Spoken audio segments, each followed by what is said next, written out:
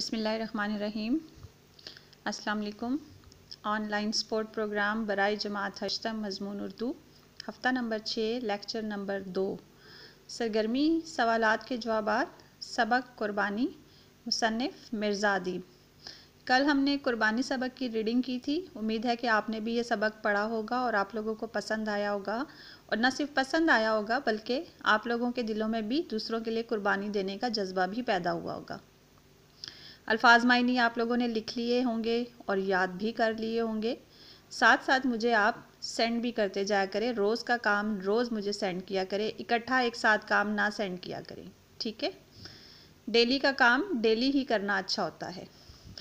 آج ہم نے سوال نمبر 1 میں موجود تمام سوالات کے جوابات لکھنے ہیں۔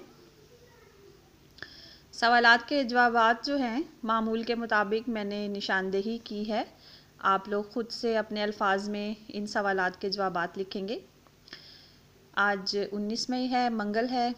درج ذیل سوالات کے جوابات دیں۔ پہلا سوال ہے، بڑھیا اور اس کی بیٹی کا گزارا کس طرح ہوتا تھا؟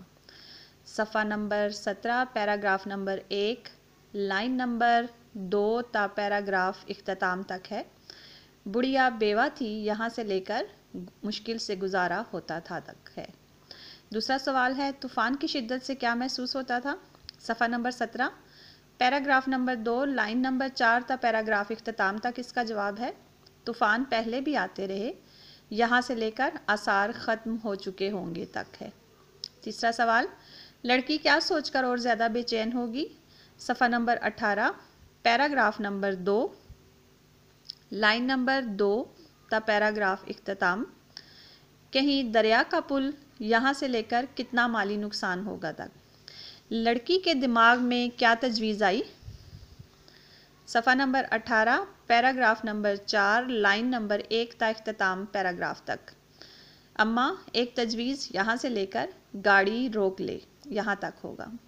اس کے بعد لاسٹ والا سوال ہے اس کہانی سے ہمیں کیا اخلاقی سبق ملتا ہے؟ اس کا جواب میں نے لکھ دیا ہے، آپ اس کو دیکھ لیجئے گا۔ چاہیں تو اپنے الفاظ میں آپ اپنے دماغ سے سوچ کر بھی اس کا جواب لکھ سکتے ہیں۔ اس کہانی سے ہمیں یہ اخلاقی سبق ملتا ہے کہ دوسروں کی مدد کرنا ہمارا اخلاقی فرض ہے، اور اللہ مخلوق خدا کی مدد کرنے پر خوش ہوتا ہے اور انعام سے نوازتا ہے۔ جیسے بڑھیا اور اس کی بیٹی نے جان کی پرواہ نہ کرتے ہوئے قربانی دی اور صلہ میں صدر کی طرف سے انعام پایا جس سے ان کی غربت دور ہوگی، ویسے بھی نیک کام کا صلہ اچھا ہی ملتا ہے۔ یعنی ہم کوئی بھی نیکی کرتے ہیں تو اس کا صلہ ہمیں اچھائی کی صورت میں اس دنیا میں ضرور دے دیا جاتا ہے۔ جیسے صلہ تو اللہ تعالیٰ کی ذات کی طرف سے ہوتا ہے، لیکن وسیلہ اللہ تعالیٰ نے کسی اور کو بنایا ہوتا ہے جو ہمیں اس صلے کا انعام دیتا ہے۔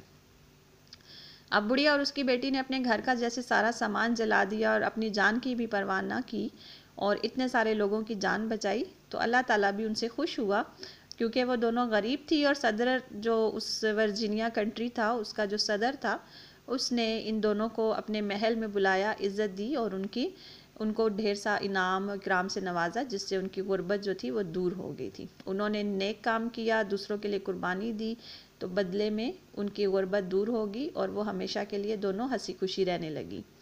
تو دوسروں کی مدد کرنے کا جذبہ ہم لوگوں کے دلوں میں بھی پیدا ہونا چاہیے، کیونکہ اللہ کا حق ادا کرنے کے بعد دوسرے نمبر پر مخلوق خدا کا حق ادا کرنا ہوتا ہے، اور مخلوق خدا کے حق ادا کرنے میں سب سے بڑھ کر ان کی خدمت کرنا، ان کی مدد کرنا، ان کے لیے قربانی دینا ہے، ٹھیک ہے؟ امید کرتی ہوں کہ آپ کو یہ سوالات کے جوابات سمجھ آ گئے ہوں گے۔ اچھے طریقے سے اپنا صفحہ تیار کر کے ان کو لکھیے گا اور ساتھ ساتھ یاد بھی کیجیے گا۔ اللہ حافظ۔